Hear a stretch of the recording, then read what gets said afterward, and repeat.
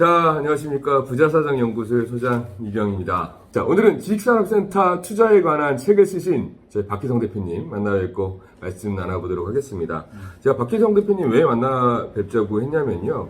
요즘 지식산업센터가 굉장히 이슈예요. 이슈고 많은 분들이 원하시는데 다른 사람들 다 좋다고만 하거든요. 무조건 좋다, 무조건 투자해라라고 하지만 박희성 대표님은 그렇게 하지 않으시더라고요. 어떤 지산이 좋은 지산이고 어떤 지산이 나쁜 지산인지에 대해서 명확하게 분석하고 알려주시고 배울 수 있게 해주시는 우리 대표님이셔서 제가 오늘 찾아가서 뵙게 되었습니다. 네, 자, 반갑습니다. 오늘 이렇게 대표님 만나서 이야기를 하게 되는데 사실은 맨 처음에 이제 이런 이야기를 요청을 해주셨을 때 기업에 대한 이야기를 할 수 있을 것 같다라는 인터뷰에서 사실은 흔쾌하게 제가 하겠다라고 이야기를 했고요. 이제 2006년부터 지식산업센터 아파트형 공장 때부터 이제 일을 했기 때문에 네. 진짜로 뭐 지금의 이런 투자자들하고는 전혀 다른 오직 기업만 만나고 이제 일을 하다 보니까 이 기업에 대한 이야기 정말로 이 지식산업센터가 기업체가 더 투자해야 되고 기업체가 투자를 했었을 때 훨씬 나타날 수 있는 이런 시너지라든지 이런 것도 또 많았었음에도 불구하고 이게 좀 많이 오용된 부분들이 현재 있죠. 이런 부분들로 인해서 대한민국이 다 아는 부동산으로 바뀌긴 했지만 그래도 한편에는 늘 아쉬운 건 뭐냐면 기업체 대표님들이 좀 공격적으로 샀으면 좋겠다. 기업체 대표님들이 이 지식산업센터를 좀 더 분양을 많이 받고 좋게 보셔야 되는데 일반 개인들도 이렇게 좋게 보는 부동산을 기업체 대표님들이 그렇게 안 보고 있는 것에 대해서 사실 좀 안타까운 부분들이 상당히 많았습니다. 그래서 주변에 보면은 참 어려울 때 이 지식산업센터를 선택을 했던 기업과 그렇지 않은 기업의 차이가 굉장히 많이 난 걸 사실은 오랜 시간을 통해서 봤잖아요. 네. 그러면서 느끼는 부분들이 많이 있다 보니까 그런 거에 대해서 이야기를 할 수 있는 시간을 이렇게 마련해 주셔서 편하게 이야기 해주셨으면 좋겠습니다. 제가 이제 질문을 몇 가지 드려볼게요. 네네. 대표님 책을 쓰셨는데요. 네. 지식산업센터 투자라는 책을 쓰셨는데 이 책을 쓰시게 되신 계기가 어떤 계기세요? 사실은 지식산업센터의 핵심적인 부분들을 모르고 투자하시는 분들도 많고요. 정작 지식산업센터가 무엇인지도 모르고 네. 그냥 단순하게 아파트를 투자할 수 없어서 주거 쪽에 투자할 수 없어서 대체제로 생각하고 지식산업센터를 투자하시는 분들이 되게 많아요. 근데 이런 부분들보다는 맥락을 잡아서 선택을 할 때 리스크가 없게 선택을 할 수 있을지 이런 거에 대한 이야기를 전체적인 가이드라인을 해주고 싶었어요.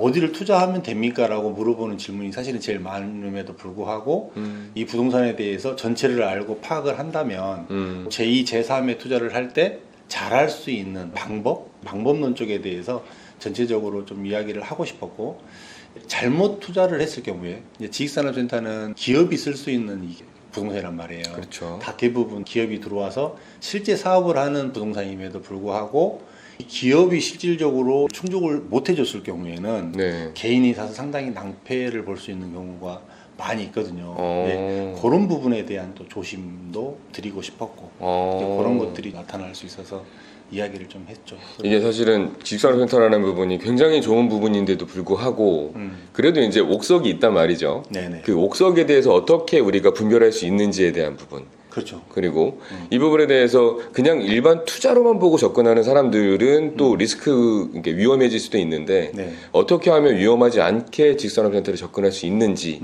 그 부분이 담겨 있는 책이네요. 오늘은 지식산업센터가 어떤 것이고 어떤 사람들이 투자를 해야 되는지에 대해서 하나하나 한번 여쭤보도록 하겠습니다. 대표님, 지식산업센터가 뭔가요? 사실은 이제 아파트형 공장에서 출발해서 정보통신 IT 산업이 발전하다 보니까 명칭이 2010년 7월 달에 아파트형 공장이 지식산업센터로 바뀌었습니다.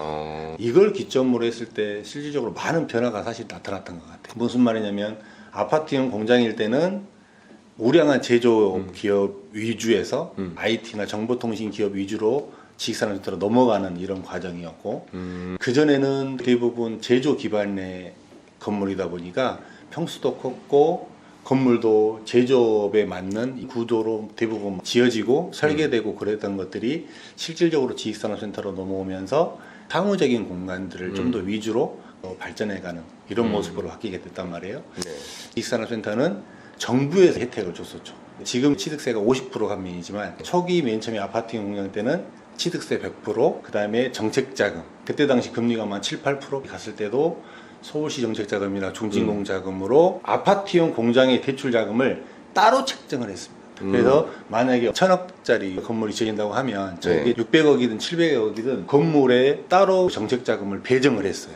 아파트형 공장 사라고? 그렇죠. 그때 당시에 아파트용 공장을 많이 짓게 되면 이 정책자금을 배정을 받았냐 못 받았냐에 따라서 굉장히 많이 분양성에 차이가 나고 그랬어요. 근데 그런 모습들이 아까 얘기했던 취득세 감면해주고 그다음에 정책자금을 70%까지 이렇게 대출을 해줬죠. 그러니까 지금의 시장에서는 지식산업센터는 70%를 대출을 해준 구조가 거기서 출발이 되었던 거죠. 그때 당시에는 네. 정책자금이 70%가 딱 됐기 때문에 추가적으로 대출받는 부분이 굉장히 어려웠었어요. 그때 당시는 뭐 기보나 신보 같은 데서 보증서를 끊어줘서 10% 20% 더해주는 게 사실 굉장히 우량한 기업 아니고는 쉽지 않았죠. 그렇죠. 일반적인 기업 입장에서는 자금적인 부담도 만만치 않았습니다. 이걸 사기가.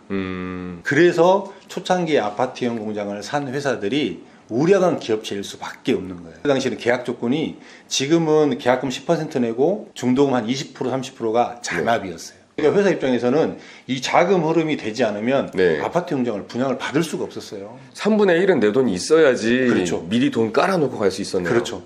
이게 사실 아파트형 공장 때는 거의 투자자가 많지 않았습니다. 기업체들만 선택을 했던 상품이 네. 이 아파트형 공장이었고 그때 당시에 이제 투자를 했던 우량한 기업체 대표들이 지금 지나고 보니까요 참 감각 있는 분들이 그때 당시에 아 이거 진짜 실제 써보니까 괜찮다. 그 다음에 요거는 임대도 잘 맞춰지고 기업체들이 좋아하겠다. 그래서 이 투자를 늘려갔던 회사들이 있었습니다. 지금 그분들은 그럼 사업 소득보다 그 자산이 엄청나게 오른 그 그렇죠. 수익이 훨씬 크다는 네, 얘기잖아요. 그렇죠. 자기의 사업을 부동산 투자와 연계해서 같이 갔던 회사와 같이 가지 않았던 회사의 차이가 어마어마하게 나버렸죠. 그러니까 사업 소득만 가지고는 안 되는 거잖아요. 사업 소득이 있고 사업을 한 거를 기반으로 해서 네. 정부에서 대출을 잘 해주니 그렇죠. 그걸 기반으로 자산에 매입한 사람은 네. 이제 자본의 차익, 자본 수익까지 올라올 수 있다는 얘기인데 그렇죠. 네. 그거를 똑똑하게 옛날에 아파트형 공장 때부터 하신 분들은 지금 대박이 나 있으신 거고 그럼요. 이게 강남 빌딩보다 낫다는 얘기가 있던데. 그래서 그 얘기가 나온 것이 10년 전서부터 시작해서 한 5년 했던 회사들은 자산이 거의 2배, 3배 정도는 올라갔죠. 그리고 안정적으로 임대 수익 받는 거고 추가 담보 여력이 생기니까 회사에서 얼마든지 더 땡겨서 추가 담보 받고 또 사고. 투자할 수 있고 또 사고 또 사고. 그래서 층으로도 가지고 있잖아요. 그렇죠. 근데 그걸 지금 시점에 정작 기업체가 못 한다는 거죠. 그러니까요.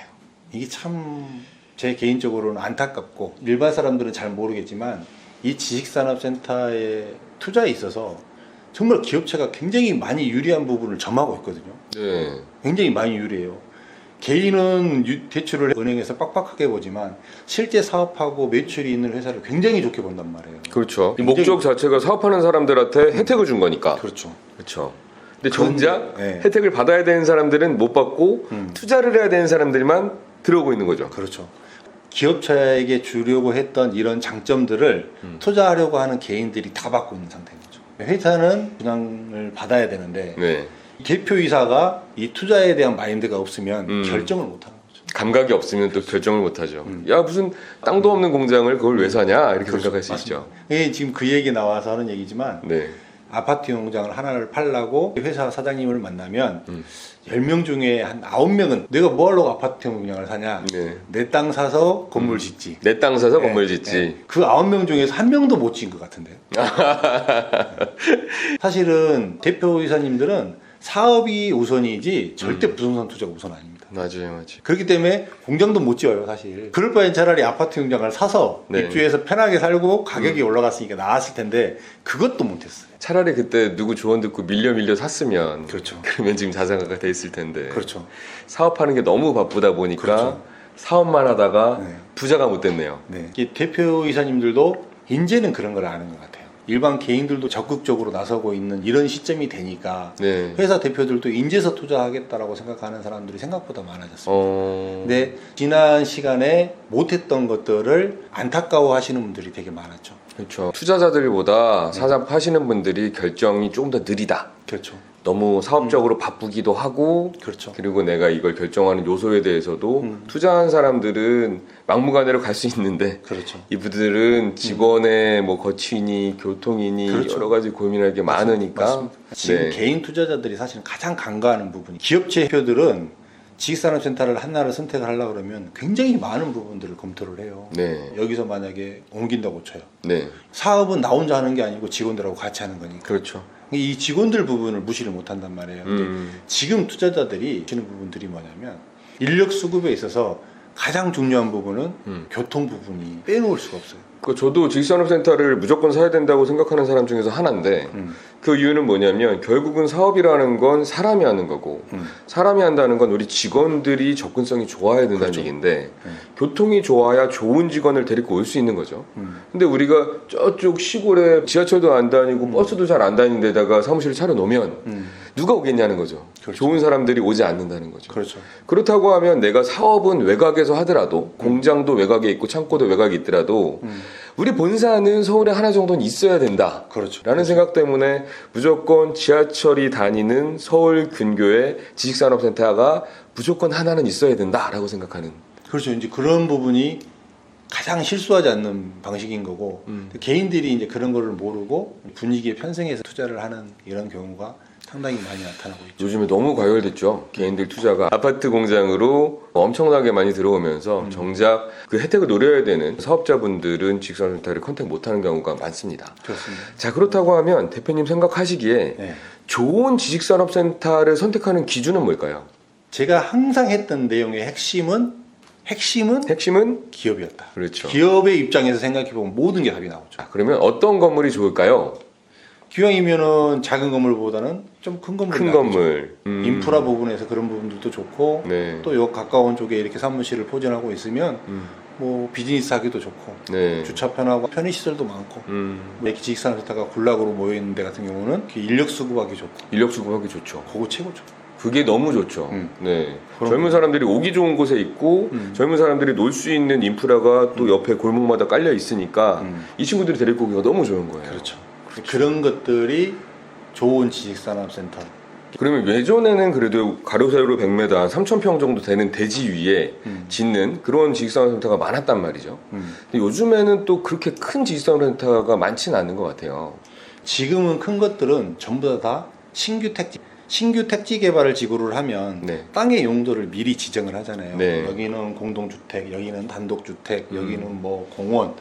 대표적인 예가 문정동의 지식산업센터가 저렇게 좋아질 수밖에 없었던 결정적인 이유가 네. 땅을 5,000평, 10,000평으로 잘랐어요. 자른 거를 넓게 넓게 그럼요. 잘랐구나. 그러니까 네. 더 반듯해 보인 거고 더 커진 거예요. 아. 그게 더 시너지 효과를 더 냈던 거죠. 그러니까 큰 놈이 좋은 거네요. 아무래도 건물이 크게 모여 있으면 그 시너지가 같이 나버렸던 거죠. 그런 구조였어요. 근데 그렇구나. 문정동을 뺀 나머지 서울 지역에서는 그런 형태가 나올 수가 없죠. 대부분 서울 시내 1,000평짜리 땅도 작은 땅은 아니에요. 네. 구로 가사는 여기도 산업단지이기 때문에 그나마도 2,000평, 3,000평 땅들이 있었던 거지. 네. 그런 것들이 공급이 제한적이죠. 근데 신규 택지 개발지구 같은 경우는 땅이 최근에는 막 10,000평짜리도 공급을 하잖아요. 네. 근데 여기서 오류는 있을 수 있어요.